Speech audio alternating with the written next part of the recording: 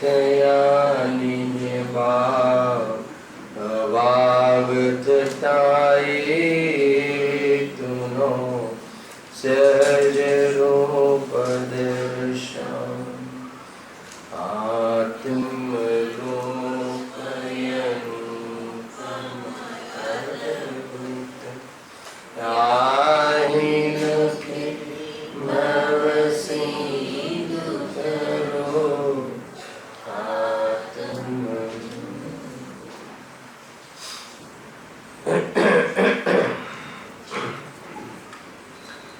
श्री मोक्ष मार्ग प्रकाशक ग्रंथ से एक पॉइंट कर लेते। पांचमा अधिकार अन्य मत निराकरण अंतर्गत अंतिम टॉपिक एमा श्वेतांबर मतमांथी जे मत छूटू पड्यो छे एमा जे मतभेद थई अने ढूंढक मत अर्थात स्थानकवादी संप्रदाय जे कोई एनी मतने लईने एमांथी अलग पड्यो अने ए संबंधी अहींया निराकरण चाले छे।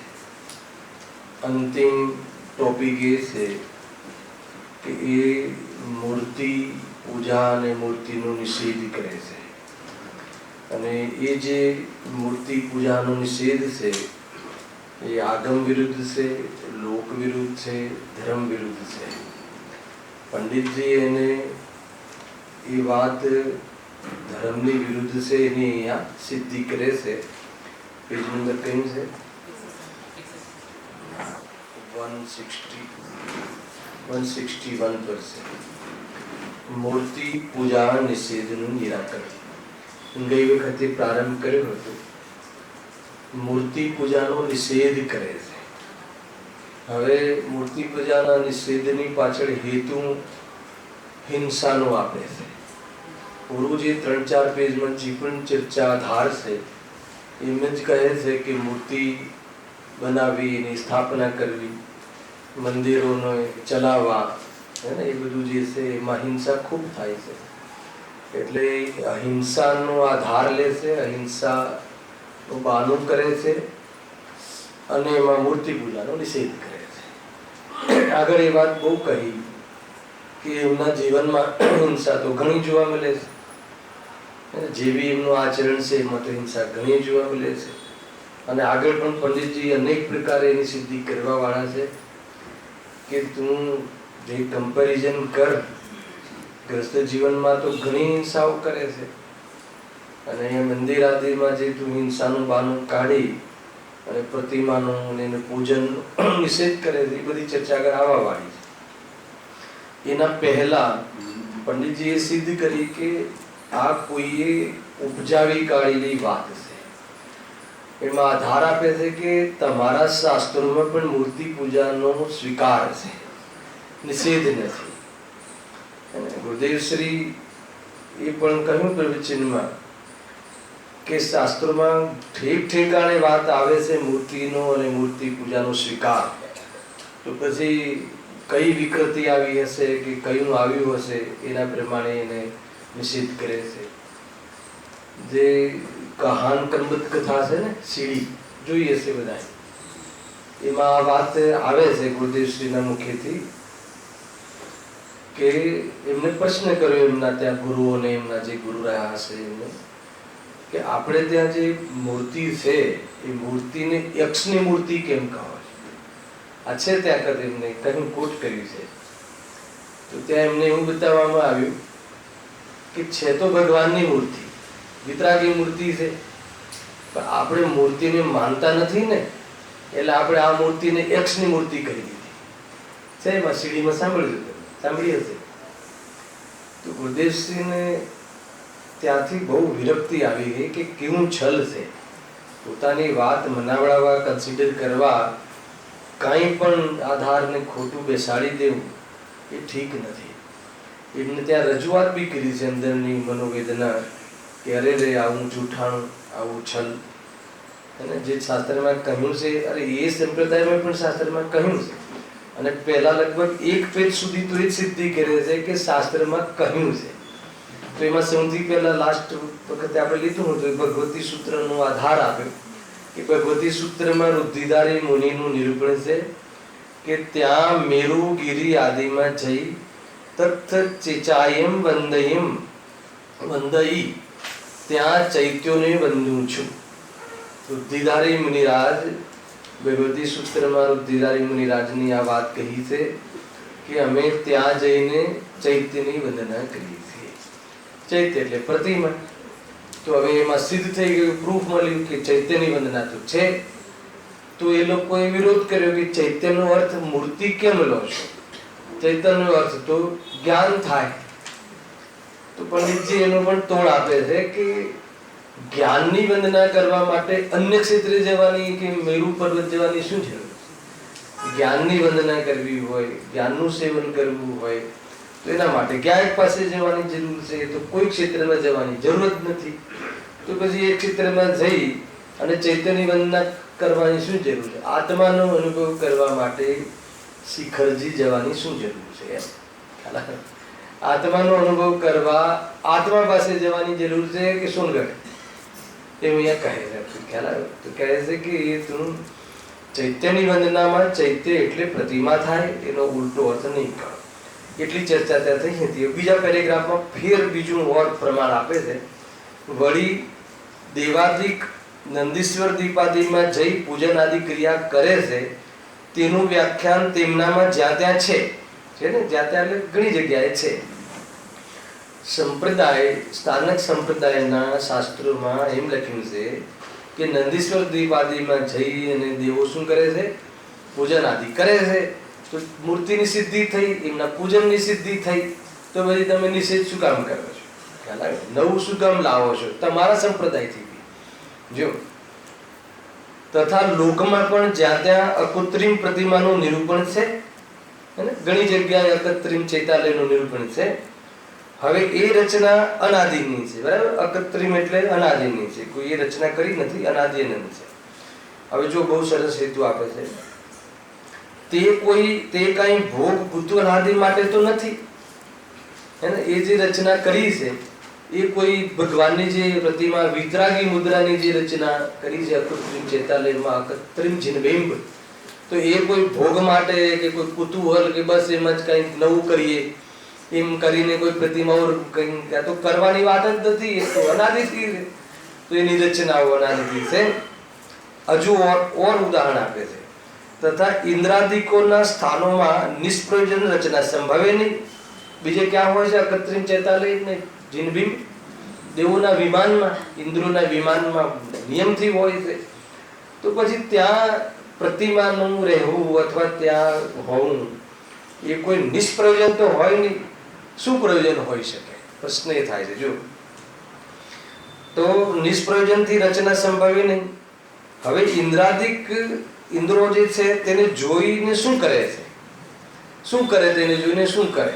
તો બે વિઝન બતાવ્યા છે, સમજજો. કાં તો પોતાના મંદિરોમાં એ નિષ્પ્રયોજન રચના જોઈ તેનાથી ઉદાસીન થતા હશે અને ત્યાં તેમને દુઃખ થતું હશે. ખ્યાલ આવ્યો શું કહ્યું?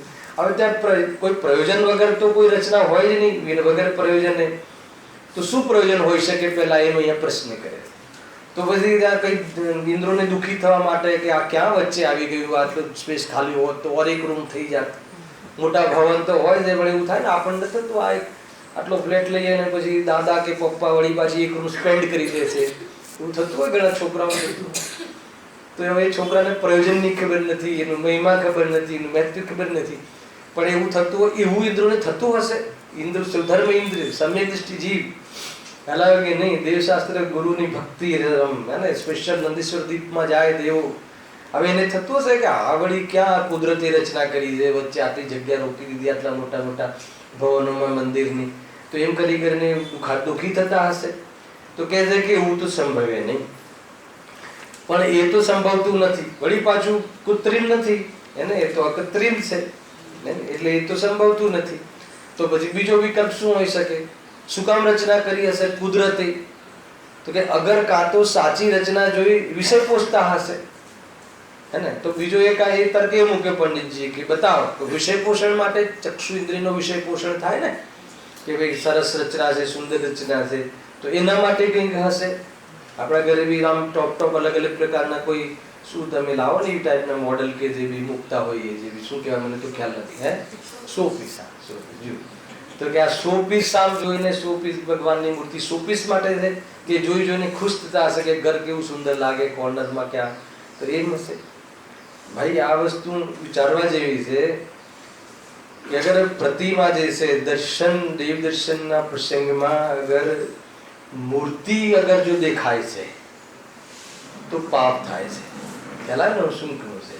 અગર મૂર્તિ ઉપર ધ્યાન જાય છે, મૂર્તિ પર, મૂર્તિમાન પર ધ્યાન નથી જતું, મૂર્તિનું જે સ્થાપના નિક્ષેપ કરવા પાછળનો હેતુ ખ્યાલ નથી, અને જેને ખાલી પ્રતિમાઓ જ દેખાય છે, જેને જેવી રુચિ હોય. એકવાર કહ્યું હતું કે જે અજ્ઞાની પદાર્થોનું જ્ઞાન પદાર્થના અનુસાર નથી કરતો, પોતાની રુચિ અનુસાર કરે.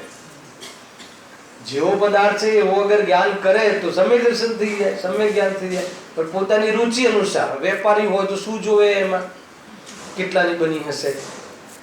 ઘણી વખત મને એવો વિકલ્પ આવે, ઘણી વાર એવું થાય કે જે આ હીરા માણેક પન્ના સોનાની જે પ્રતિમાઓ પોતાના ઘરેથી 1 કિલો આપી દઈને બનાવ, તો એની પાછળ શું હશે રહસ્ય? એની કોઈ ભક્તિ હશે કે એનો જળ વૈભવ બતાવવાનું ભાવના હશે કે શું હશે?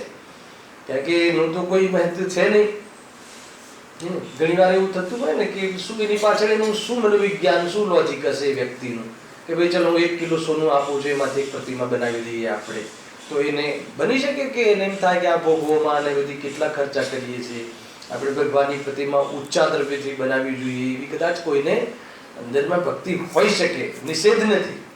પરંતુ એને એમાં વિવેક કેટલું છે અને ભાવુકતા કેટલી છે એ બધી વાત માયને રાખે છે. સમજમાં આવે છે કે નહીં? એની પાછળ એનું શું માનસ કામ કરે છે, ને જે એક આપે તો એને 100 મળે એ કામ કરે છે કે શું કામ કરે છે એ તો એ જાણે, સર્વિજ્ઞ જાણે. પણ કુલ મળીને મને એક આ વિચાર ઘણી વાર આવે. જેમ કે આપણે યાત્રાઓમાં જઈએ ને મૂળબદ્રી આદિ, તો ત્યાં સ્પેશિયલ નામ એના માટે ટિકિટો રાખવામાં આવે, એ પ્રતિમાઓ સ્પેશિયલ 1 કલાક જ ખોલવામાં આવે, સહજ ના રહે, હે ને? પછી પાછી કબાટમાં મૂકી દે, લોકમાં મૂકી દે, તો પ્રતિમાનો શું અર્થ છે? મને હજુ સુધી એ કન્સેપ્ટ દિમાગમાં બેસતો નથી. પર્સનલી વાત કરું છું. ત્યાં જઈએ તો લાઈનમાં ઉભા રહેવું પડે ભગવાનના દર્શન, તો બસ કોઈ બી આવે 24 કલાક દર્શન કરી શકે, અને એવું હોવું જોઈએ. આ તો ઊંચા મણીની બનાવો એટલે પછી એને કેટલી ટ્રસ્ટીઓ પર ને એની રક્ષાની કેટલી બધી જવાબદારીઓ, એને પૂજા ચાલતી હોય તો પૂરી થાય ત્યાં સુધી પાછી ઠેકાણે મૂકવાની છે, લોકરમાં કે જે રીતે હોય. તો કઈ પૂજા થાય, ક્યાં ઉપયોગ રહે, કેવું ખ્યાલ આવે? બરાબર ચંદ્રકાંતભાઈ? તો એ મને કાંઈ એક ગણિત સમજમાં નથી આવતું. પછી 100 રૂપિયા ટિકિટો રાખે, પછી પાછું એ ભગવાનની વિતરાગતા તો ના બતાવે, આ ફલાણા દેશની, ફલાણા ખાનની, ફલાણા શેઠના માધ્યમથી, ઓહો પેલાને ભગવાન તો યાદ જ ના આવે. મને તો એ હું ગયેલો છે 1 વાર 2 વાર, જોયેલું છે આ એનું. મને ક્યારેય બી કન્સેપ્ટ ઠીક નથી લાગે. અને એ જે એક પ્રકારથી મ્યુઝિયમ જેવું લાગે કે મ્યુઝિયમમાં કોઈ ચીજ મૂકી છે ને, તો પ્રતિમા તો એને આપણા જેવું સ્વરૂપ છે, બસ વિતરાગી સ્વરૂપ છે, ચેતન સ્વરૂપ છે. જળના માધ્યમથી ચેતન સ્વરૂપ જોવાની એક પદ્ધતિ છે. કેવી રીતે આ બધું બેસે? ખેર જે પણ કોઈ હોય એમાં ખરેખર પાપ લાગે છે. તમે પ્રતિમાની વિતરાગતા સિવાય જે પણ કોઈ તમારું ધ્યાન ગયું કેટલાની હશે, કોને બનાવી હશે, કોને બિરાજમાન કરી, ક્યાંથી પથ્થર આવ્યો, કેટલા ફૂટની છે. અગર જો તમે એ શરીરના માપ આદિ પર ગયું ધ્યાન, તો કહે છે કે પુણ્ય બંધ નથી થતો, ધર્મ તો આમે નથી થતો, પણ એનાથી પાપ બંધ થાય છે. મૂર્તિ ગુરુદેવશ્રી કહે છે પ્રવચનમાં, જવના કણ જેટલી હોય તો પણ એની અંદર શું જોવાનું છે?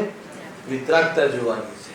બહુ મોટી પ્રતિમા હોય તો બહુ મન લાગે, અને નાની પ્રતિમા હોય તો મન ના લાગે, એવી જાતિનો આ માર્ગ નથી. પ્રતિમાની તો સ્થાપના નિક્ષેપ છે, એમાં ભગવાનની વિતરાગતા, એમાં જે એને મન વન વચન કાયની ચેષ્ટાનો અભાવ થઈ ગયો છે હોવા છતાં નિરાકુલતા અંદરમાં વર્તે છે, એ એનું વાચ્ય છે. હલારો એ આપણે જોવાનું છે ને, એવો આપણો સ્વભાવ છે. અગર એ વાત આવે જ નહીં અને બાકીની બધી વાતો આવે તો પુણ્ય ક્ષેત્રમાં જઈને પણ પાપ કમાય છે. આજે સમજ્યું? અને અમે જોઈ લેજો, આપણે પ્રતિમા બિરાજમાન કરવા જઈએ તો છે ને, માન લો કે ભાઈ આટલા ફૂટની આ છે, પછી કેટલા ને કેટલા યંત્ર લાગે ને કેટલા કરોડ લાગશે, ને કરોડ કરોડની અહીંયા કોઈ કિંમત જ નથી. એના એની વિતરાગતાને તો આપણે યાદ જ નથી કરતા. તો પાપ જ થયું ને, પુણ્ય તો ક્યાં થયું? ધર્મ તો આમે નથી હોતો. હવે આ બધી વાત આના પર ચાલવાની છે, પુણ્ય ઉપર ચાલવાની છે ને. ગુરુદેવશ્રીની સપોર્ટ બી મળી ગયો આજે. તો હવે ને પ્રવચન કે સમ્યક દ્રષ્ટિ જીવ છે, પણ રાગનો ત્રણેય કાળે સ્વભાવમાં અભાવ છે એવી દ્રષ્ટિ હોવા છતાં શુભ રાગને છોડીને સ્વચ્છંદતામાં ન પ્રવર્તે. આવી ગયું નામ જીતુભાઈ આજે બધું જ આવી ગયું, એમાં પૂરું બેલેન્સ આવી ગયું. અને એમાં એમ રાગમાં ધર્મ નથી, રાગ આત્મા યાદ ન આવે તો કોઈ મતલબ જ નથી. પરંતુ દ્રષ્ટિ પણ થઈ ગઈ અને પૂર્ણતા નથી થઈ, તો હવે રાગ તો છે જ નહીં, રાગ તો છે જ નહીં. અને જ્ઞાનીને રાગ હોય જ નહીં. એમ કરીને સ્વચ્છંદતામાં પ્રવર્તે તો રાગ શુભ છોડી અને અશુભમાં ગયો, અને શુદ્ધતાના તો ઠેકાણા હોય જ નહીં એવા જીવ. સમજમાં આવે છે કે નહીં? કેટલી બધી બેલેન્સ વાતો આવે છે, જો ગજબની વાત છે. તો અહીંયા તો વાત એ ચાલે છે. આ તો વચ્ચે વચ્ચે આપણને બી થોડીક કોઈ જગ્યાએ આગળ પાછળ થઈ જતા હોઈએ તો એટલા માટે કહું છું. બાકી અહીંયા તો એ લોકો જે કહે છે કે ભાઈ પ્રતિમા હોતી નથી, તો તમારે જે શાસ્ત્રોમાં જ આવે છે કે ઇન્દ્ર આદિકના ભવનમાં પ્રતિમાઓ હોય છે, તે પ્રતિમાઓનું શું પ્રયોજન છે? ખાલી એને શો ઓફ પીસ માટે રાખી છે કે ખાલી એમને દુઃખી થવા માટે રાખી છે? તો કહે છે કે એ તો સંભવ નથી. કેમ? કેમ કે પણ સમ્યક સ્ત્રી અરહંત મૂર્તિ વડે પોતાનો વિષય પોષે એમ પણ સંભવતું નથી. કેવી રીતે પોષે? એને આંખની ચક્ષુ ઇન્દ્રિયનો રસ શું કામ લે એમાંથી? એ તો ઇન્દ્રિયથી રહિત ભગવાન આત્માને જોવાની એ મુદ્રા છે. તો એમાં કેવી રીતે પોષે? એક વાત ધ્યાન રાખજો કે જૈન ધર્મમાં, જૈન શાસનના કોઈ બી કાર્યોના માધ્યમથી વિષય કશાયનું પોષણ કરવાનો હેતુ હોય અથવા કરતા હોઈએ તો એ મોટું પાપ છે. અને કોઈ બી કાર્યક્રમોમાં વિષય કશાયને પોષવાની ક્રિયા કે પ્રક્રિયા કે કાર્ય ઉચિત નથી. એ વાત ખાસ એને નોંધ લેવી આ વાતની. અહીંયા શું કહે છે? પરંતુ ત્યાં તેની ભક્તિ આદિ જ કરે છે, એમ જ સંભવે છે. શું સાબિત કરવું છે? કે પ્રતિમા મૂર્તિ પૂજા અને પ્રતિમાનો નિષેધ તમારા શાસ્ત્રોમાં પણ જો કર્યો હોત તો આ ઇન્દ્ર આદિ પૂજા કરે છે મૂર્તિની, એ વાત લખી છે, એનું શું? હજુ ઓર ઉદાહરણ આપે છે. આ જ વાતને લગભગ 3-4 પેરેગ્રાફમાં વાત કરે છે. જુઓ, પછી એમના તરફથી તર્ક બી આવશે. તેમનામાં સૂર્યાભ દેવનું વ્યાખ્યાન છે. સૂર્યાભ નામનો કોઈ દેવ હશે, એનું પણ એક વાત મળે છે. ત્યાં પ્રતિમાજીને પૂજવાનું વિશેષ વર્ણન કર્યું છે. તેને લોપવા માટે તેઓ કહે છે કે દેવનું એવું જ કર્તવ્ય છે. જુઓ, હે ને? તમારામાં એક વાત આવે છે કે જો આ સૂર્યાભ નામનો દેવ છે, એની હશે કોઈ કથા, જોરદાર પૂજા રચાવે છે અને ભક્તિ, જેમ આપણે બી ઇન્દ્રો આદિ જાય છે ને નંદીશ્વર દ્વીપમાં, એમના પણ છે, આપણામાં પણ છે કે નંદીશ્વર દ્વીપમાં જાય છે અને 8 દિવસ બસ સેવા પૂજા, ભગવાનની ભક્તિ આદિ આ બધી વાતો ચાલે છે. તો એમાં સૂર્યાભ દેવ નામનું પ્રકરણ છે, એમાં લખ્યું છે. તો એ વાતને છુપાવવા માટે, દબાવવા માટે શું કહે છે? શું તર્ક આપે છે? એ તો દેવનું એવું કર્તવ્ય છે, એ તો દેવની વાત છે ને. અંતમાં ખ્યાલ લઈ આપણી વાત નથી. એ તો દેવો માટે અલગ વહેવા અને મનુષ્યો માટે અલગ વહેવા, બરાબર છે? તો એમ કહે છે. જો પછી જુઓ આ કહે છે, જો પંડિતજી પહેલા તો એને શાંતિ, હા વાત તારી સાચી છે, પરંતુ કર્તવ્યનું ફળ તો અવશ્ય હોય જ છે. એ કર્તવ્યનું ફળ શું છે? હવે ત્યાં ધર્મ થાય છે કે પાપ થાય છે? ધર્મ એટલે વ્યવહાર ધર્મની વાત છે, શુભ ભાવ, હે ને? વ્યવહાર ધર્મ થાય છે કે પાપ થાય છે? જો ધર્મ થાય છે તો બીજે ઠેકાણે પાપ થતું હતું, એને અહીં ધર્મ થયો, અને તો તેને અન્યની સદૃશ્ય કેમ કહેવાય? ખ્યાલ આવ્યો કે નહીં? તમે મનુષ્ય અગર પૂજા કરે મૂર્તિની તો એમાં પાપ કહ્યું ને, હિંસા કહી. આપણે પ્રતિમાને બિરાજમાન કરીએ તો હિંસા થાય, હે ને? અને એ જ કાર્ય કોઈ દેવ કરે તો ધર્મ થાય. એવું કેવી રીતે બને? કે એ વાત તો અમને બેસતી નથી. કારણ કે એ તો યોગ્ય કાર્ય થયું, એનાથી તો ધર્મ એટલે વ્યવહાર ધર્મ થયો. પછી એમાં બધું લઈ લેવું કે વ્યવહાર ધર્મ એટલે એના માધ્યમથી પોતાના સ્વરૂપને યાદ કર્યું, એ બધું એમ, બરાબર છે? તથા પાપ થાય છે તો ત્યાં નમોત્થુણમનો પાઠ ભણ્યો. હવે પાપના ઠેકાણે એવો પાઠ શા માટે ભણ્યો? પાછું એ સૂર્યાભદેવ કયો પાઠ? એ વખતે પાઠ બી કરતા હશે. નમોત્થુણામ, હે ને, હંતોને નમસ્કાર હો. જ્યારે આ વાત ત્યાં હોય તો પછી ત્યાં એ વાત ઠેકાણે અરહંત ભગવાનની ભક્તિ કરવાનું શું ઉદ્દેશ છે? એક તો આ તર્ક આપે કે એટલા માટે તું મૂર્તિ પૂજા અને મૂર્તિનો નિષેધ કર્યો છે એ કોઈ તારી વિકૃતિ છે અથવા તારે કોઈ અન્ય એંગલ છે, પરંતુ આવી કોઈ એ તો ધર્મની વિરુદ્ધ વાત કરી છે. જો વળી એક વિચાર અહીં એ થાય છે કે જો વાત આમ લાગે ને જીવંત વાત લાગે છે, આમ કહીએ ને કે ભાઈ પણ હાલ વળી પાછો એવો વિચાર આવ્યો કે એમ કઈ વાત કરતા કરતા એ રીતે નમોત્થુણમના પાઠમાં તો અરહંતની ભક્તિ છે અને પ્રતિમાજીની આગળ જઈ એ પાઠ ભણ્યો માટે જે અરહંત ભક્તિની ક્રિયા છે તે પ્રતિમાજીની આગળ કરવી યોગ્ય થઈ ગઈ. બહુ કેટલી બધી સેન્સ છે પંડિતજીમાં કે અરહંતને તો આ કહેવા વાળા છે કે ભાઈ પ્રતિમા વગર અમે અરહંતની ભક્તિ કરીશું ને, ચૂપચાપ પેલા અપાશ્રયમાં બેસીને મનમાં લાવીશું એમનું રૂપ અને કરીશું, પ્રતિમાની શું જરૂર છે? એટલે કે અરહંત ભગવાનની ભક્તિ ભગવાનની સામે જઈને કરી એનો અર્થ એ થઈ ગયો કે પ્રતિમાની પણ સત્તા માની અને એમની સામે જઈ અને યોગ્ય જે ભક્તિનું જે ઓર વિશુદ્ધિ આવે છે એવી વિશુદ્ધિ ઘરે બેસીને યાદ કરવાથી ન આવે. એ વાત બી પણ છે ને એમ છે. જો હવે એમને તો દેવોની વાત કરીને ઉડાઈ દીધી, પણ હવે ઓર વાત કરવા વાળા છે અહીંયા સાવકો બી કરે છે, એ વાત તમારા શાસ્ત્રોમાં લખી છે. જો વળી જો તો એમ કહે કે દેવોને એવા કાર્ય હોય છે પણ મનુષ્યને નહીં, કારણ કે પ્રતિમાથી બનાવતા મનુષ્યોને હિંસા થાય છે અને પેલી તો આ કૃત્રિમ છે, ત્યાં તો બનાવવાની વાત નથી ને દેવોને એવું કઈ છે નહીં. તો પણ મનુષ્યમાં તો નિષેધ કરીએ ને, કેમ કે તો પ્રતિમા બતાવશે, પથ્થર લેશે ને કોતરશે, એવું કરશે, પછી એના માટે પછી પાછો કેટલો આરંભ, પછી પ્રતિષ્ઠા કરશે, પ્રતિષ્ઠામાં કેટલી લાઈટો, કેટલા જનરેટરો, કેટલી અને એસી ને આ ને તે ને ધામ ધામ ધામ ધમાલ ધમાલ ધમાલ છે કે નહીં, પછી રથ ઘોડા ને આ ને ઘોડા ને હાથી ને આ ને તેને કેટલી બધી વાતો હોય છે. તો એ એના તરફથી કહે છે, બરાબર? હિંસા થાય કે ના થાય હે ને, આ એના તરફથી કહું છું ને. રેડિયો પાકિસ્તાનની ઓરથી છે, આપણી હલાવે કે નહીં જીતુભાઈ? તો કે એવો તર્ક કરે છે. આગળ બહુ કહેવા વાળા છે કે લગ્નમાં તો તું બહુ કરે છે, લગ્નમાં તો કોઈ જોતો જ નથી, લીલોતરી નથી જોતો, નીચે ઘાસ ઉપર બસ બસ બચલા રાખે છે, રાત્રે પાછું રાત્રે ને પાછું ઘાસ ને, હે ને, અક્કલ જ નથી જીવમાં, એટલી સેન્સ બી નથી.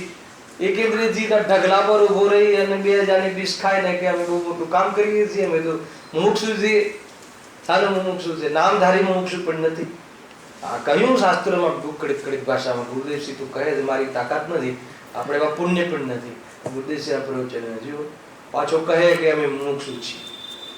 અને એક તો રાત્રિમાં મોટા મોટા પ્રોગ્રામ કરે, હેલોજન લાઇટો પર મોટા મોટા ત્રસજીવોની હિંસા થાય, અને પછી એક બધી એક ઇન્દ્રિયજીવની આખી ચાદર બિછાઈ હોય, એક ઇન્દ્રિયના ઢગલા હોય, અને એમાં પાછું એમાં એમ થાય કે ભાઈ આમ આંખો બી સારી રહે ઘાસ ઉપર અને લીલુંછમ શાંતિ બી રહે, શાંતિ બી લાગે અને શાંતિથી ભોગ પરિણામના કાર્યો થયા રાખે.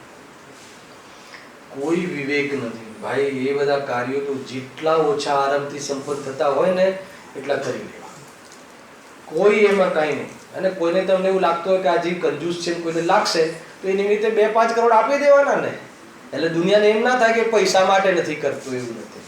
આ એક તમને તરીકો બતાવ્યો, બરાબર ચંદ્રકાંત? કોઈને એમ થાય કે કેટલો કંજૂસ છે, અરબોપતિ છે, તો આપવાના ને 1 કરોડનો ખર્ચો તો 5 કરોડ આપો ને કે બીજા 4 શિબિરો મારા તરફથી આ છે તે છે, વાત પતી ગઈ. દુનિયાને એવું તો થાય જ નહીં ને લોકોને, જો તમને એવું લાગતું હોય તો પછી એ બી તો વાત પતી ગઈ. ઘણા રસ્તા છે, જરૂર શું છે એને. અને કયું મોટું સાહસ કરવા જાય સંસારમાં તો લેપાવાનું છે, કયું મોટું ઉત્કૃષ્ટ કાર્ય કરવા જાય છે કે જેથી કરીને કોઈ એમાં કોઈ અંદરનો મહિમા આવે. તો મજબૂરી છે, આ તો રાગ ભાવની, કશાય ભાવની, ભોગ ભાવની, બાકી આત્માને શોભે નહીં, હે ને. એ રીતે છે. જો ખબર નહીં કોઈના ઘરે પ્રસંગ આવતો હશે તો કહેશે કે આ ભાઈ તો અત્યારે અમારું તો મન બગાડી નાખ્યું બધું. અરે બગાડી નહીં, જાગૃત થઈ ગયા ને. હા ભાઈ બરાબર છે, આપણે મુમુક્ષુ છીએ, શોભે નહીં, નિંદા થાય છે આપણી ને ગુરુની, અને આપણા નિમિત્તે ગુરુની પણ નિંદા થાય છે. કાજી સ્વામી વાળા બધા આવા એવું નામ પછી આપો આંગળી ઉઠાવે છે લોકો. આમ તો મોટી વાતો કરે થાય કે નહીં, તો આ બધીથી બચી શકાય કે ના બચી શકાય, ઘણી બધી બાબતો છે ભાઈ. જો તમને એમ લાગતું છે કે એ વાત અહીંયા શું કામ કરો છો, અહીંયા જે ચાલે છે ચાલવા દો ભાઈ, નથી ચાલવા દેવું ને. અને આ તો હવે બધા તમે આ તો છોડી ચૂક્યા છો તમે, આપણે બધા આમાં તો છીએ જ નહીં એટલે આની તો ચિંતા જ નથી, પણ છતાં કોઈ અંદરમાં ભાવ રહી ગયો હોય તો એ બી કહીએ અને સાથે સાથે આપણે કહીએ. સમજો એને શું કહે છે? વળી જો તે એમ કહે કે દેવોને એવા કાર્ય હોય છે પણ મનુષ્યને નહીં, કારણ કે પ્રતિમાથી બનાવતા મનુષ્યને હિંસા થાય છે, તો તેમના જ શાસ્ત્રોમાં એવું કથન છે કે દ્રૌપદી રાણી, દ્રૌપદી પુરાણ છે એમને ત્યાં એક, દ્રૌપદી રાણી સૂર્યાભદેવની માફક પ્રતિમાજીનું પૂજન આદિ કરવા લાગી, માટે મનુષ્યને પણ એ કાર્ય કર્તવ્ય છે. દ્રૌપદી તો મનુષ્ય છે તો એને કર્યું, તમારા શાસ્ત્રોમાં લખો છો તો પ્રતિમાજીનો નિષેધ શું કામ કર્યો છે? ખ્યાલ જીતુભાઈ બરાબર બેસે છે ને? હવે ખબર નહીં ત્યાં શું ચાલતું હશે ને કેમ શું લોજિક છે તો એ જાણે, પણ અહીંયા જેટલા લોજિક ખ્યાલ છે પંડિતજીને એમને અહીંયા કહ્યું છે.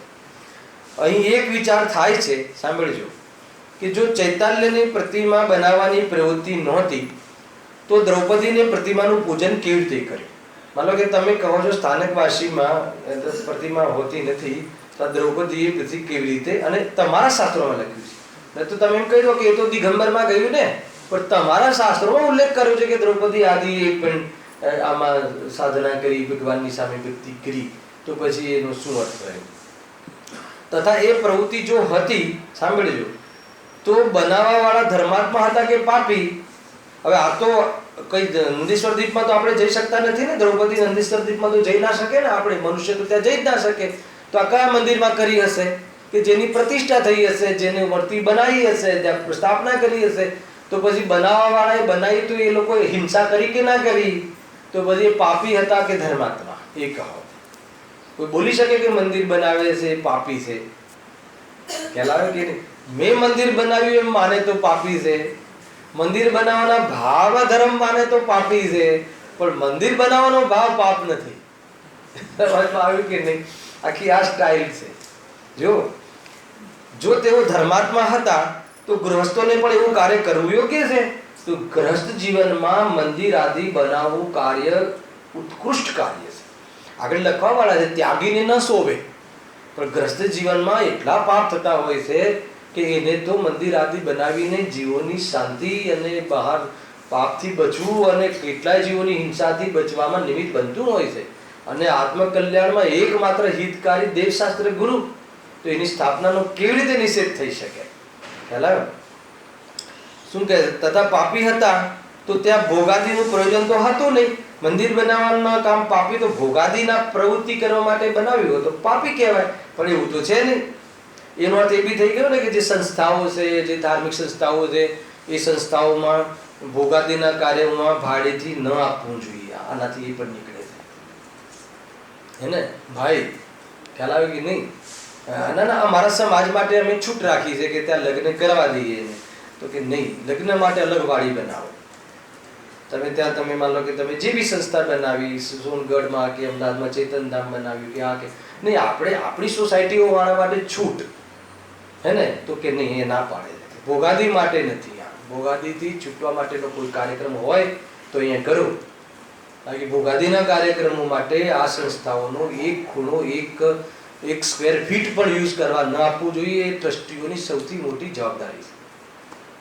આજે આ વાત ને તો પતી ગયું. જોશ લાગે છે મંદિર બંધ આવ્યું, ધર્મ તો છે જ નહીં, એ વાત ધ્યાનમાં રાખજો. ધર્મની તો વાત જ નથી, હે ને? આપણે દેશમાં આપે છે ને કાંતિભાઈ, બિલોડામાં બધે આપણે ધર્મશાળા આપીએ લગ્નમાં. હા, લગ્ન છે તો અહીંયા જાન ઉતારજો ને અહીંયા. હવે એ બધા અસંયમીઓ ને પાપના કાર્યો થતા હોય, વિવેક હોય નહીં, એને ધર્મશાળાઓમાં ધર્મના પ્રયોજનથી આવ્યો હોય, દર્શન આદિના પ્રયોજનથી આવ્યો હોય, એના માટે રૂમ એંગેજ કરવાની હોય, કોઈ જાન માટે, જાન પ્રસ્થાન માટે નહીં. હવે લખ્યું છે, હવે કરીએ છે નથી કરતા એ બધા પોતપોતાની જવાબદારી છે, અને આપણે જ નહીં લેવી જોઈએ. આપણે જ બીજી વ્યવસ્થા કરવી જોઈએ. ધર્મની સંસ્થાઓ ન લેવી જોઈએ. આગળ લીધી હોય તો હવે નહીં લેતા. હેલાવે કે નહીં એમ લે. જો તેઓ ગૃહસ્થોને પણ એવું કાર્ય કરવું યોગ્ય થયું, તથા પાપી હતા એટલે ગ્રહસ્થોને એવું કાર્ય કરવા યોગ્ય થયું, કેમ કે મંદિર આદિ તો બંધાવવું જોઈએ, એનો તો કોઈ નિષેધ નથી. અને તમારામાં લખ્યું છે દ્રૌપદી પુરાણમાં, અગર જો પાપી છો એમ કહેશો તો ત્યાં ભોગાદીનું પ્રયોજન તો હતું નહીં, પછી શા માટે બનાવ્યું? વળી દ્રૌપદીએ ત્યાં નમોત્થુણમનો પાઠ કર્યો, વા પૂજાદિક કર્યું, તે કુતૂહલ કર્યું કે ધર્મ કર્યું? પાછા તો ત્યાં કુતૂહલ કર્યું એટલે કે ચલો આપણે મનોરંજન માટે કર્યું કે કોઈ એક બસ એક શાના માટે કર્યું, તો કે કુતૂહલ કરે તો પાપી કહેવાય. તો કે તો ધર્મ માટે, ધર્મનો ઉત્સાહ માટે, ધર્મની અંદરમાં ધર્મ પ્રત્યે અનુરાગ આવ્યો એટલે ભક્તિ આવી છે ભગવાનની સામે. એનો કે ત્યાં પ્રતિમા હતી, અને પ્રતિમા હતી અને પાછી આ તો અહીંયાની વાત થઈ એટલે પ્રતિમા બિરાજમાન બી કરવામાં આવી હતી. તો એની તું હિંસાનું બાનું કાઢી અને તું બીજા પાપ તો બહુ આચરે અને મંદિરના કામ આવે એટલે તને એમ લાગે કે પાપ થાય છે. આ તો કે ખોટું છે. જો એમ અહીંયા કહે એક વસ્તુ તમે ધ્યાન રાખજો, હું તમને એની સાથે એક વાત કહેવા માંગુ છું કે ગ્રહસ્થ જીવનમાં, ગ્રહસ્થ જીવન જે હોય છે આપણું એ પાપોથી ખદબદે છે, હે ને. પગ મુકતા પાપ છે, ચાહે સમ્ય દ્રષ્ટિ હોય ઘરની અંદર, અવ્રતિ સમ્ય દ્રષ્ટિ હોય. ગ્રહસ્થ જીવનમાં આરંભ પ્રારંભ, આ પરિગ્રહ, આ તે રાગને લઈને બહારની ધામ ધામ છામ જે પણ છે એ બધું જ પાપ સિવાય બીજું કાંઈ નથી. બરાબર છે. હવે જે ઉપરની ભૂમિકા છે, જે ગ્રસ્ત જીવનમાં જે અસંયમી રહે છે કે અસંયમી વ્રતિ રહે છે, અસંયમી સમ્ય દ્રષ્ટિ રહે છે કે કોઈ બીજા આત્માર્થીઓ રહે છે, એ કોઈ વિતરાગી તો છે નહીં, એ મુનિરાત તો છે નહીં, એટલે એવું તો જીવન છે નહીં, એટલે પાપ રહે છે, પુષ્કળ પાપ રહે છે. તો આજે પણ આવ્યું હતું કે તો પછી એની પાસે બે વસ્તુ મુખ્ય રહે છે, એક જિનેન્દ્ર પૂજન, પૂજન ભક્તિ આદિ, અને એક દાન.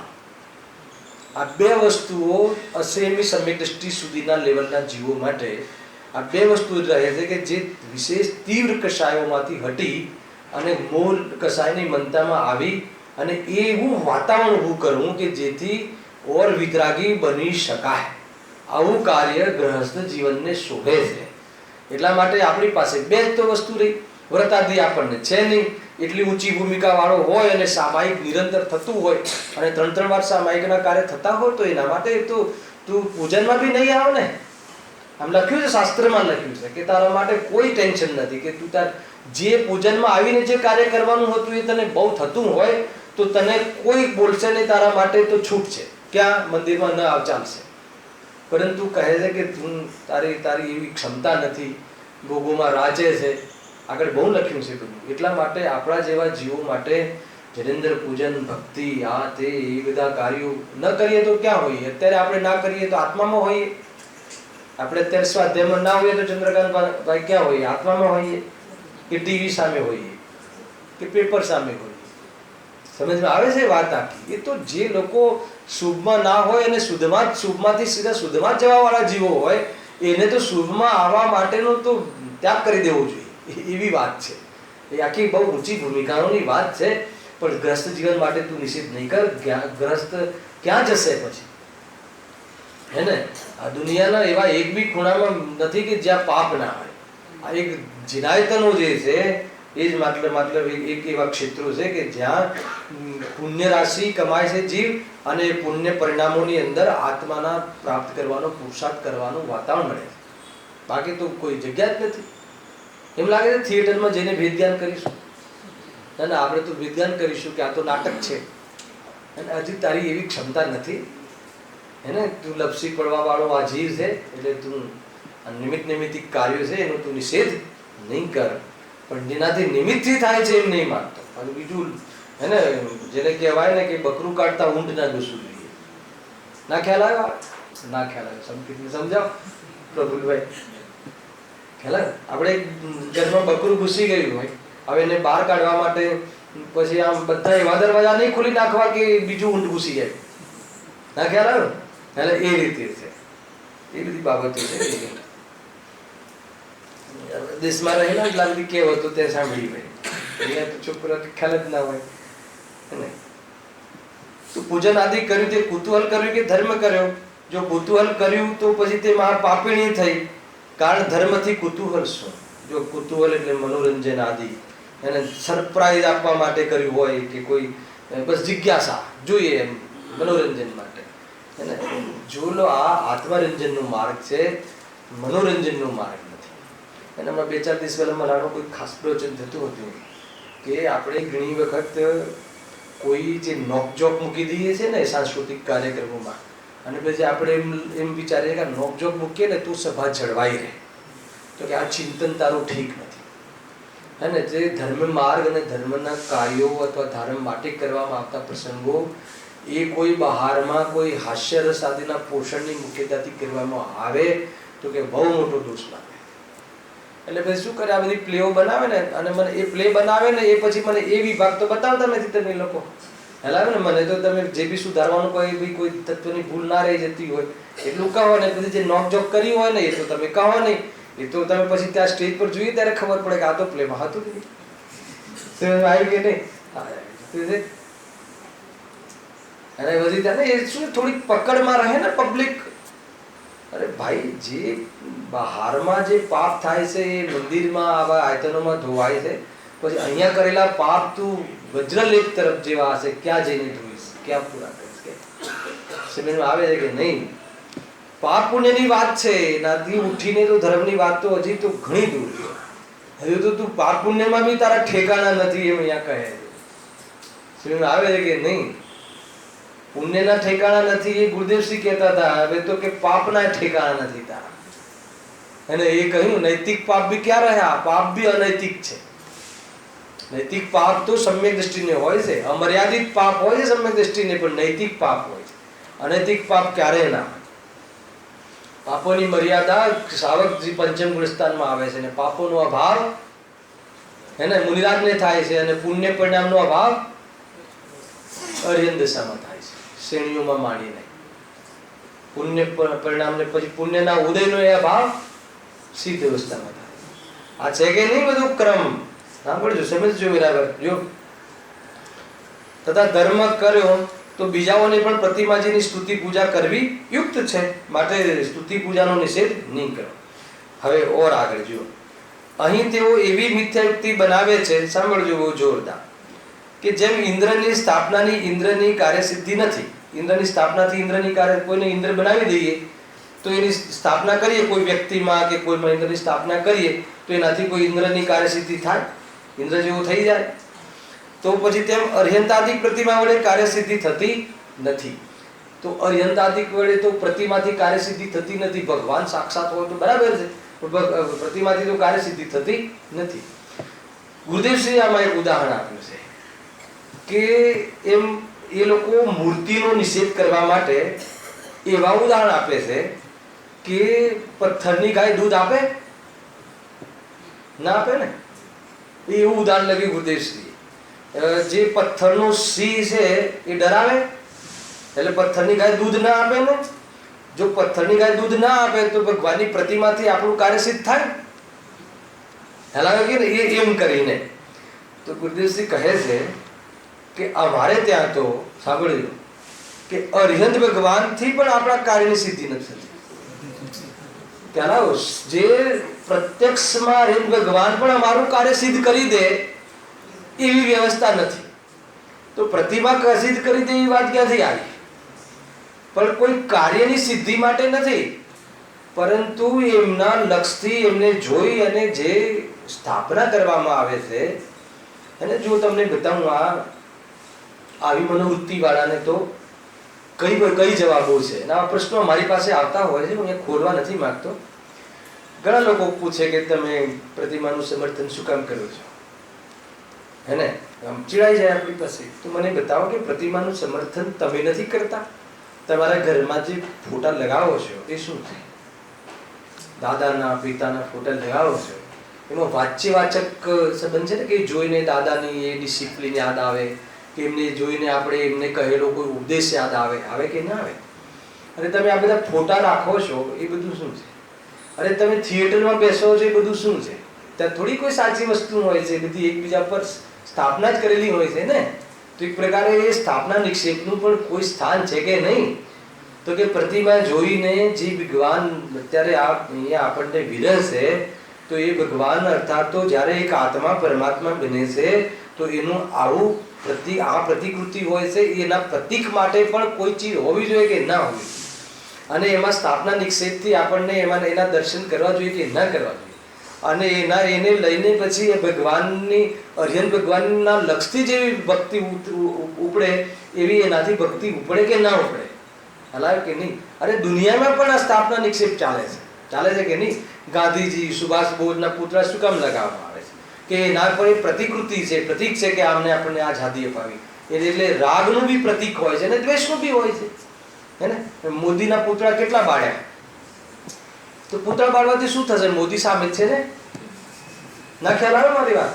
તો કે મોદીની સ્થાપના એ મોદીના જે કાર્ટન બનાવીને કે જે બી પૂતળું બનાવી અને એના ઉપર જે બી હત્યા કરીએ છીએ કે નહીં, ભલે જે સરકારમાં ભલે એનો કોઈ ગુનો ના બનતો હોય, એની સજા ના હોય, પણ જૈન ધર્મમાં એની સજા છે, પ્રકૃતિમાં એની સજા છે. ભલે એને તમે કેવો આકાર બનાવીને પણ તમે જો અગર એ પ્રમાણે દ્વેષ બુદ્ધિ કરો છો તો કહે કે પૂરેપૂરો હિંસાનો દોષ લાગે. ખ્યાલ કે નહીં? ઘણી બધી બાબતો છે. એટલા માટે આપણે ત્યાં પેલા જે ચકલીના અને પોપટના ચિત્રોવાળા ચાદરો અને કપડાં પહેરીએ તો એ નથી લેતા આપણે ત્યાં, કે પછી એને મચોડીએ, ફાડીએ, ધોઈએ, આ કરીએ. કેટલી કરુણા હોય છે જૈનોમાં, પણ પછી કહે કે એનું નામ ધર્મ નથી.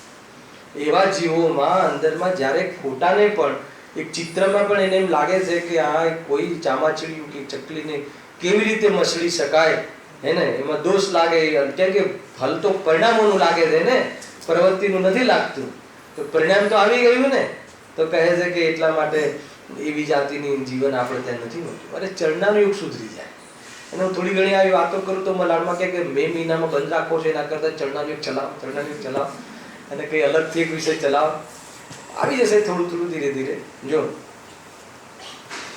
અહીંયા શું કહે છે કે પણ અરહંતે કોઈ શું કહે, અહીં તો એવી મિથ્યાયુક્તિ બતાવે છે કે જેમ ઇન્દ્રની સ્થાપનાથી ઇન્દ્રની કાર્યસિદ્ધિ નથી, તેમ અર્યંદર પ્રતિમાની સ્થાપના કરવાથી શું કાર્યસિદ્ધિ થશે? પણ અરહંત કોઈને ભક્ત માની ભલું કરતા હોય તો એમ પણ માનીએ. શું કહેજો તર્ક? પણ અરહંત, સાચા અરહંત ભગવાન પણ કોઈને ભક્ત માનીને ભલું કરતા હોય તો એમ માનીએ, પણ એવું તો થતું નથી. આવ્યું ને? પરંતુ એ તો વિતરાગી છે. ચલો આપણને પ્રતિમાથી ભલું નથી થતું, પણ સમુષણમાં જશું આપણે બધા, જશું કે નહીં? જશું ને? તો પછી ત્યાં ભગવાન સાક્ષાત હશે તો પછી એ તો આપણા એ તો ભલું કરશે ને પછી. તો કે તો વિતરાગી છે, એક દ્રવ્ય બીજા દ્રવ્યનું કરી શકે, કરી ના શકે એ સિદ્ધાંત. અને એમને કોઈને રાગ બી નથી. આપણે ભગવાનમાં કરુણા નથી. તો આવું કોઈને કહીએ તો ક્વોલિટી છે કે ડિસક્વોલિટી? કરુણા હોવી એ ડિસક્વોલિટી છે. ભગવાનમાં કરુણા હોય તો ભગવાન ના હોય, અને ગ્રસ્ત જીવનમાં કરુણા ના હોય તો ભગવાન બનવાની પાત્રતા ના હોય. સમજમાં આવી કે ના આવી? અને કરુણામાં ધર્મ માની લે તો કહે છે કે પાત્રતા તો શું? પાત્રતા એ પ્રગટ ના થાય. કેટલી બધી સજાગતા, સાવધાની આવી ગઈ અત્યારે. જો આ જીવ ભક્તિ રૂપ પોતાના ભાવોથી, હે ને, કોઈ ભગવાન ભલું કરે છે એમ નથી, તો પ્રતિમા ભલું કરશે એટલે અમે પ્રતિમાની સ્થાપના કરીએ છીએ એવું કેવી રીતે માનીએ? ભગવાનની પ્રતિમા અમારું ભલું કરવા માટે, પ્રતિમાના દર્શન કરીશું ને ભલું થઈ જશે એ માટે નહીં, પણ ભગવાનનું જે પ્રતિમા સ્થાપના કરીને અમને યાદ આવ્યા રાખે, અમારું ફ્યુચર જે છે એ ભૂલી ના જઈએ, અમારું આ કાર્ય કરવાનું છે, આ મારી ખરેખર સાચી દશા છે એ યાદ રહે, એના પ્રતિકરૂપથી અમે મૂકીએ છીએ. ભગવાનના દર્શન શું કામ કરવાના? બોલો, કે આપણને એ જોઈને યાદ રહે. શું યાદ રહે? કે મારે આ બનવાનું છે, મારું કર્તવ્ય છે. વળી પાછા કામે લાગી જઈએ તો 8-10 કલાક સુધી તો યાદ રહી શકે, ને પાછું ગાયબ થઈ જાય તો પાછું 2 વખત દર્શન કરવાનો શાસ્ત્રમાં કહ્યું છે કે 2 વાર ગ્રહસ્થોએ કમસે કમ સવાર સાંજ કરવું. એટલે સવારે દર્શન કરીને ગયા તો આપણને માનસમાં છવાયેલું રહે કે નહીં, મારે તો એમ દશા વાસ્તવમાં સુખની દશા છે, એ જ દશા પ્રગટ કરવાની છે. વળી પાછા કામમાં ઉતપ્રોત થઈ ગયા તો પછી સુખ માટે બીજે લાગી ગયા તો ભૂલી જવાય, તો વળી પાછું ચાર્જિંગ કરવા માટે વળી પાછું સાંજે ભગવાનના દર્શન કરીએ છીએ. એનાથી વધારે કોઈ રોલ નથી ભગવાનનો. એ આપી દેશે અને ભગવાનના દર્શન કરીશું, દિવસ સુધરી જશે. અને અરે દિવસ તો સ્વરૂપમાં ના રહે તો બગડેલો જ છે, કસાયમાં જ છે. સ્વરૂપમાં ના રહે તો કસાયમાં છે, કોઈની કોઈ કસાયમાં તો છે, શુભ્યા અશુભમાં, હે ને. અને વળી પાછું એમાં ઉપાધિ બુદ્ધિથી હોય એટલે એ તો પતી ગયું, વાત જ ખતમ થઈ ગઈ. સમજમાં આવે જીતુભાઈ? બરાબર છે વાત? કઈ હોત તો જરા કહેજો ત્યાંથી, હે ને. તમને એવું લાગે છે સરળ વાતો છે? અરે હજુ તો બહુ બધી વાતો છે ભાઈ. કેવલ જ્ઞાનની પર્યાયનો દ્રષ્ટિમાં નિષેધ છે, એના પહેલા ઘણું બધું શીખવાનું છે. ખ્યાલ આવ્યો કે નહીં? હજુ આ જે દેખાય છે એ પર્યાયનો મોહ એટલો છે, એ પર્યાય માટે તો જીવીએ છે, અને બોલીએ છે કે કેવલ જ્ઞાનની પર્યાયનો તો ત્રણેય કાળે વાળાનો આ ભાવ છે, તો કે તને ખ્યાલ નથી પર્યાયથી ભિન્ન ભગવાન આત્માની વાત તને ખબર નથી. ખ્યાલ આવે છે? ખાલી તું શાસ્ત્રમાં ભણે છે અને તને બસ આમ કહ્યું છે, ત્યાં આમ કહ્યું છે, પેલી ગાથામાં આમ કહ્યું છે, વિદેશી આમ કહેતા હતા, એમ કહેવામાં રહી ગયું, કાંઈ ના કર્યું. આજે કડક લાગે છે. હવે છેલ્લો દિવસ છે વેકેશનમાં, પછી શાંતિથી વિચાર કરજો. હે ને, આ શનિ રવિ છે ને, બસ લાસ્ટ વેકેશન પહેલા જૂનમાં મળીશું આપણે. જો આગળ શું કહે, પણ અરહંત કોઈને ભક્ત માની ભલું કરતા હોય તો એમ પણ માની, પરંતુ એ તો વિતરાગી છે. આજી ભક્તિરૂપ પોતાના ભાવોથી સુખ પણ પામે છે. જો બહુ જોરદાર આપી છે અહીંયા.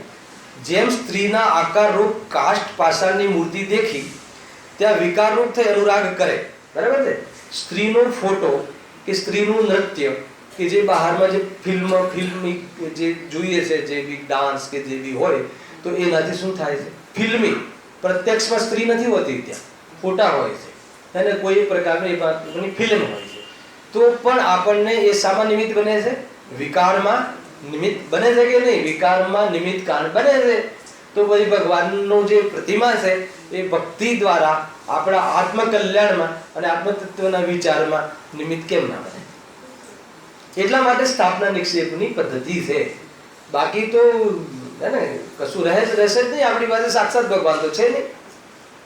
જો વિકાર રૂપ થઈ અનુરાગ કરે તો તેને પાપ બંધ થાય. એવી રીતે અરહંતના આકાર રૂપ જો આ બહુ મોટી જવાબદારી બને છે. જેવો આકાર છે ચતુર સંસ્થાન, એટલા માટે જે પ્રતિષ્ઠાચાર્ય હોય છે ને બહુ નોલેજ હોય છે, એમનું જે આકાર હોય છે એ તીર્થંકર, પર્ટિક્યુલરલી તીર્થંકર અરિહંત.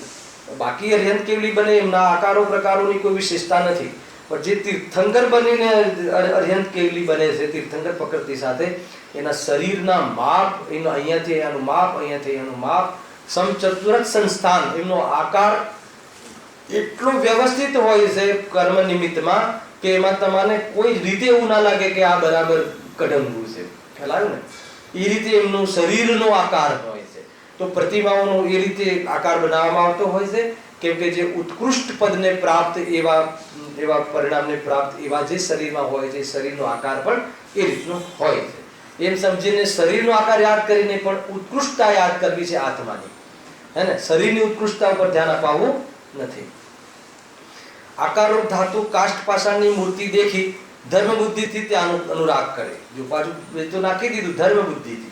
ધર્મ બુદ્ધિથી એટલે મારે આવું બનવું છે એ યાદ આવે, એ પણ એક પ્રકારથી ધર્મ બુદ્ધિ છે અને એ પરિણામ રાગ છે.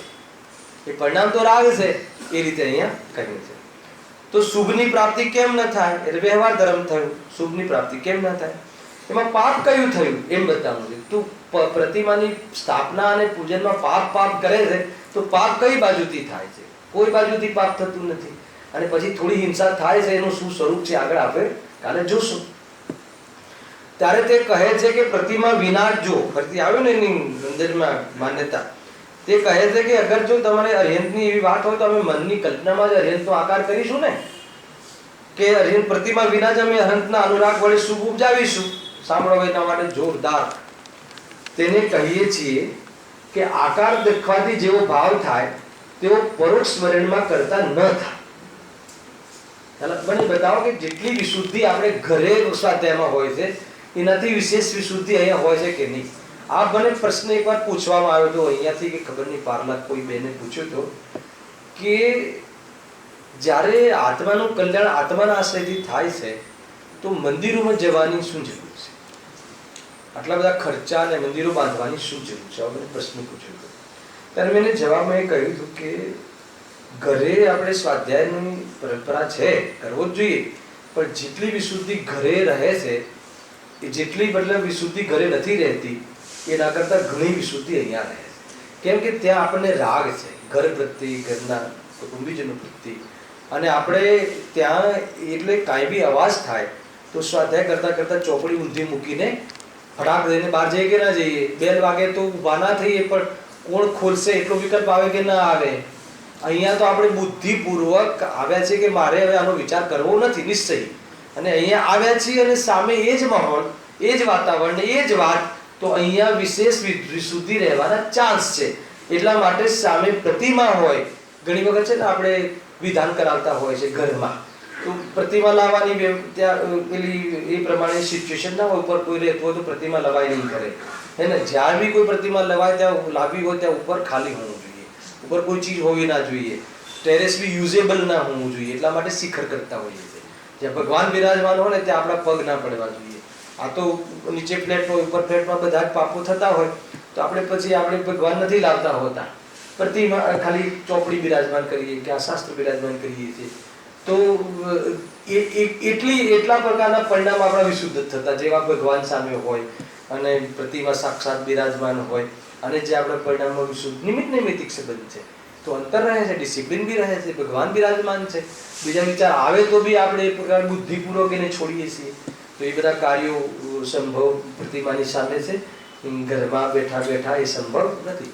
એ તો વિશેષ કાલમાં વિશેષ કાર્ય ઘરની અંદર આપણે કરતા એડિશનલ, હે ને. એટલા માટે મંદિરના સ્વાધ્યાયમાં જે કાર્યક્રમો હોય એમાં નિયમથી હાજર રહેવું જોઈએ. એનું અલગ, અને સામે જીવંત વક્તા હોય, એના હાવ ભાવ, એની બોલચાલ, એના હાથ બી બોલે, એની આંખ બી બોલે, એના હર અંગ બી બોલે. ગુરુદેવશ્રી જયારે કરતા હોય પ્રવચન તો એનું બધું જ વસ્તુ બોલતું હોય, અને એક તો એ ફાયદો થાય છે, અને ઉપયોગની સૂક્ષ્મતા વિશેષ એવા નિમિત્ત નૈમિત્તિક સંબંધો હોય છે. બરાબર.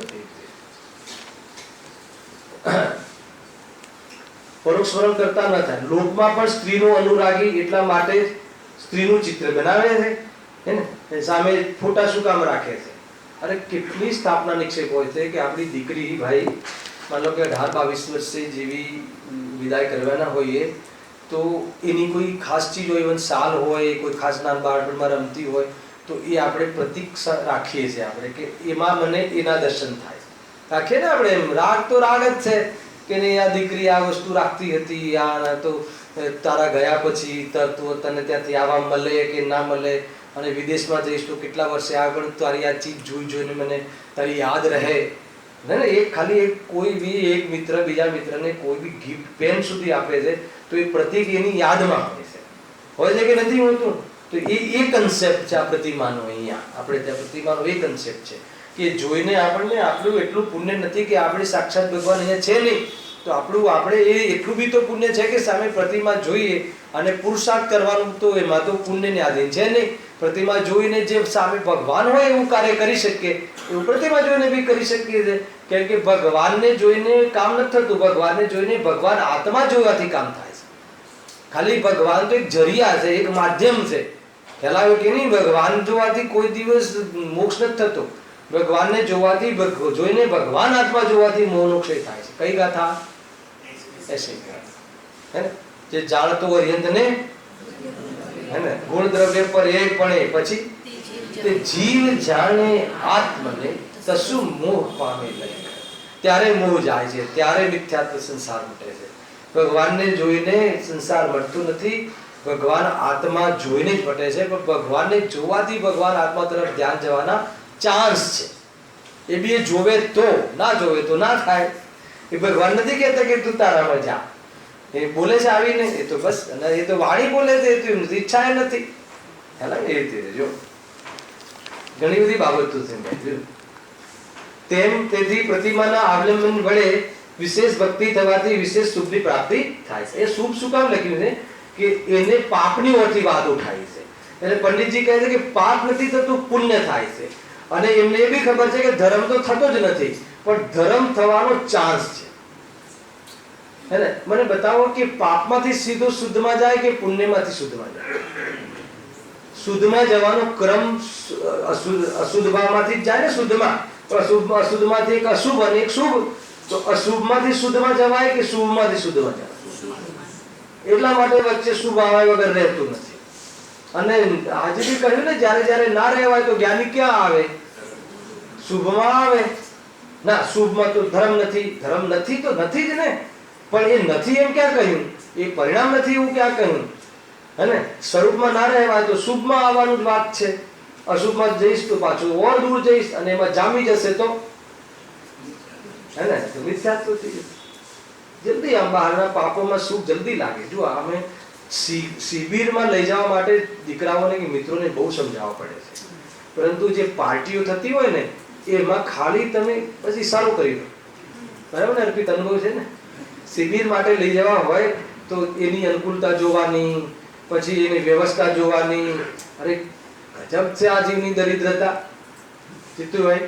અને પાપના ઠેકાણે લઈ જવા હોય તો કાંઈ બી ચાલશે. હવે અમે પહોંચી જશું, પાસ ફ્રી છે ને, અમે પહોંચી. અરે ફ્રી શું, પૈસા ચૂકવી દઈશું. બહુ એટલા માટે પાપમાં જવામાં બહુ સહજતા છે જીવને. પુણ્યમાં આવતા બહુ જોર પડે છે. લખ્યું ને આળસ પ્રમાદ. તો પછી સ્વરૂપના ચિંતનની વાત તો બહુ દૂર રહે. કેટલું બેલેન્સ છે પિતકાળમાં આવે છે, અનુભવમાં છે, પ્રત્યક્ષ હે ને. અધિકાંશ ભાવો પાપના છે આખા જીવનમાં. તમે ગણિત કરજો 24 કલાકમાં. અને સહજ અહીંયા આવું થોડું કમ અને આવીએ. ક્યારેક એવું થાય કે થોડુંક આજે તો કામ હતું, સવારે મીટિંગ હતી, બપોરે રાખ્યું હોત પ્રવચન તો ગજબ છે, ગજબ છે હે ને. પેલા આવી સફાઈ થવી બહુ જરૂરી છે, પછી ભગવાન આત્માની વાત ઉતારવાની. ના ઉતરે નહીં તો બધી ઉપરથી જ જાય. ઉદયશ્રી એટલા મને અંદરથી રૂજુતા હતા કે એમાં કે આટલી તૈયારી વાળા તો છે જ બધા જીવ. અને એ માની લેતા હતા કે જૈનોની સભામાં બીજી વાત કરવાની જ ના હોય. મુસલમાનની સભા થોડી છે કહેવાનું કે રાત્રિમાં ખાતો નહીં. એનો અર્થ કે એ માનીને ચાલતા હતા કે અહીંયા બધાને રાત્રિ ભોજનનો ત્યાગ છે. સમજમાં આવે છે? એટલે આપણી જવાબદારી કેટલી બની જાય પ્રકાશભાઈ. એવું નથી કે ચાલી જશે, એમ નથી કીધું, એમને ઉલટું નહીં કાઢતા, બદનામ નહીં કરતા. એ એમ માનીને ચાલતા હતા કે આવું તો મા બાપ શીખવાડે, મારે શીખવાડવાનું હોય? મારી પાસે ટાઈમ છે એવું બધું શીખવાડવાનું? આટલી બધી આત્માની વાત ક્યારે કરીશ પછી હું? એ તો મા બાપની જિમ્મેદારી છે કે બાપ બેટાને શીખવાડે. કે પણ મા બાપને કોણ શીખવાડે? ચંદ્રકાંતભાઈ, પ્રોબ્લેમ આ થઈ ગઈ. ઉલટું થઈ ગયું અત્યારે. અમારે ત્યાં બહુ કેસ છે અને જે પાઠશાળાના બાળકો પાસે એવા કેસ મળે છે કે બાળકોને પાઠશાળા મોકલી તો મા બાપ સુધરી ગયા. અને અમે એને 10 લક્ષણ પર્વમાં એમને સ્ટેજ પર બોલાવીએ છીએ કે જો બાળકોને પાઠશાળા મોકલવાથી એ મા બાપ સ્વીકાર કરે કે ભાઈ અમારે ત્યાં બધું ગમે એમ હતું, બાળકો આમ આવીને કહે પપ્પા આમ નહીં તેમ નહીં, તો અમને સંકોચ ને શરમ થવા લાગી. એટલે અમે અમારું જીવન ઘણું એને એકદમ સાફ સુથરું અને સદાચારમય કરી નાખ્યું. તો અમને આ પાઠશાળાનો કમસે કમ બહિરંગમાં બી લાભ થયો છે. અને અંતરંગ લાભ તો ગુરુદેવની પાઠશાળાઓ ચાલતી હોય ત્યાં પૂછવાનું જ ના હોય. આત્મા સિવાય તો વાત કરવાની જ ના હોય. એ તો આપણે ત્યાં પ્રશ્ન જ નથી આવતો. સમજમાં આવે છે કે નહીં? એટલે બહુ બધી ક્રાંતિ છે ભાઈ. જો હા, હવે એક ઓર ટોપિક ચાલુ થાય છે. અહીં કોઈ કહે કે પ્રતિમાને જુઓ, ચલો છૂટ આપી દીધી. આટલું સમજાય પછી પ્રતિમાને તો ચલો જુઓ, માની લીધું. પણ પૂજનાદિ કરવાનું શું પ્રયોજન છે? આ વાત બી બહુ જબરજસ્ત છે ભાઈ, સામાન્ય વાત નથી. કે ઠીક છે પછી તમે આ પૂજન આદિ બધું પછી દશ દ્રવ્યની પૂજન ને આ ને એ બધું આરંભ શું કામ કરાવો? અહીંયા બી આરંભ ઓછો કરો. એક રીતે જોવા જઈએ ને તો આ બી અપેક્ષાઓ છે, પણ એ જે રીતે કહે છે એ રીતે અપેક્ષા નથી. એને આપણે ત્યાં પણ છે, આવશે, બધી જ વાત આવી જશે કાલના દિવસમાં. તૈયારી રાખજો. શું નહીં? એને આ 1.5 પાનું પૂરું સાંભળવાની, અડધો વિષય મજા નહીં આવે ને એટલા માટે છે. 2 પાના તો છે. તો અહીંયા ઉત્તર આપે છે, વાંચી લઈએ. 3 મિનિટ છે આપણી પાસે. જેમ કોઈ જીવનો આકાર બનાવી રૌદ્ર ભાવોથી તેનો ઘાત કરે તો તેને તે જીવની હિંસા કરવા સરખું પાપ લાગે છે. કહ્યું તમને થોડી વાર પહેલા. ઘણા લોકો બહુ બુદ્ધિનું પ્રદર્શન કરતા હોય છે. માવાની મીઠાઈ બનાવે પણ માછલી આકારની બનાવે. બહુ ચાલે છે. તો શું બાકી રહે? તો એ માંસાહારનો દોષ લાગી જ ગયો. ખ્યાલ ને? માછલી આકારની બનાવીને પછી પીરસે. ખ્યાલ ઠીક નથી આ રીતે કહે. ઘણા લોકો એમ કહે કે ભાઈ આજે અમે બટાટા તો નથી ખાતા, પણ કેળા વાળા બન્યા છે ને બિલકુલ બટાટા વાળા જેવા બન્યા. બિલકુલ બિલકુલ. અને પાછું એ જે ત્યાં બરોડાના જેવા મળે છે ને એવા જ બહારના. હવે શું બાકી રહ્યું? એને બહાર ખાઈ લીધું, બટાકા ખાઈ લીધા, એટલે બધા દોષ લાગી ગયા. સમીરભાઈ બરાબર છે? ભાવ તમે પરિણામ બટાટા જેવા લાગે છે એનો શું અર્થ? હજુ તને એનો સ્વાદ છે તું એમ સમજીને કરે છે. કોઈ કોઈનો આકાર બનાવી દ્વેષ બુદ્ધિથી તેની બુરી અવસ્થા કરે તો જેનો આકાર બનાવ્યો છે તેની બુરી અવસ્થા કરવા સરખું ફળ નીપજે છે. તો એ પ્રમાણે થાય છે એમ અરિહંતનો આકાર બનાવી ધર્માનુરાગ બુદ્ધિથી તેનું પૂજન આદિ કરે. અને પૂજન એટલે શું? બહુ વાર એમના ગુણાનુવાદ અષ્ટદ્રવ્યની તો બહુ ઊંચી ચર્ચા કાલે કહીશ, બહુ જોરદાર ચર્ચા છે, આપણને ઘણી બધી વસ્તુ ખ્યાલ આવશે કે ભગવાનની પૂજન આદિ એટલે કે જેમ કોઈનો સ્ત્રીનો આકાર બનાવીએ તો એના અંગ ઉપાંગોનો વિચાર કરીને વિકાર જ કરીએ, તો ભગવાનનો આકાર બનાવીએ અને પછી એમનો ગુણાનુવાદ એમને આકારને આદિને ગુણાનુવાદ કરીએ તો એનાથી તો ધર્મ બુદ્ધિથી કરીએ તો પુણ્યનો બંધ થાય છે, એમાં પાપનો બંધ ક્યાં થાય છે? અને એ આકાર અમારો આકાર છે એ ખબર પડી જાય તો ભગવાન બની જવાય છે. તો બધી વાત જ ક્યાં રહી? તો નિષેધ સાનો. અને એ ત્યાં કહ્યું છે, પ્લોટ લીટી વાંચી લઈએ. તેમ અરહંતનો આકાર બનાવી ધર્માનુરાગ બુદ્ધિથી તેનું પૂજન આદિ કરે તો અરહંતનું પૂજન આદિ કરવા સમાન શુભભાવ ઉત્પન્ન થાય છે તથા એવું જ ફળ થાય છે. અતિ અનુરાગ થતા પ્રત્યેક દર્શન ન હોવાથી તેનો આકાર બનાવી પૂજન આદિ કરીએ છીએ. બહુ અનુરાગ આવી જાય, ભગવાનની યાદ આવી જાય કે હો પ્રભુ તમે અને મને ભવનો અંત કરવાની વાત બતાવી દીધી, આ વાત સાંભળી તો પછી આપણને એમની યાદ આવી જાય અને એ સામે ન જોવા મળે તો આપણે એમના ફોટાને યાદ આવે ને, દીકરીને યાદ કરીએ ને, દીકરીની યાદ આવી જાય તો પછી એ રીતે ભગવાનની યાદ આવી જાય તો આપણે એમની પ્રતિકૃતિ રૂપે જે પ્રતીક હોય એને યાદ કરીને અમે અમારું મન શાંત કરીએ છીએ. એ પ્રમાણે એનાથી તો કોઈ પાપની વાત નથી, એમ ચર્ચા અહીંયા કરી છે. કાલે હવે કયો કુતર્ક કરે છે એની ચર્ચા કાલે કરીશું. સહેજાનંદી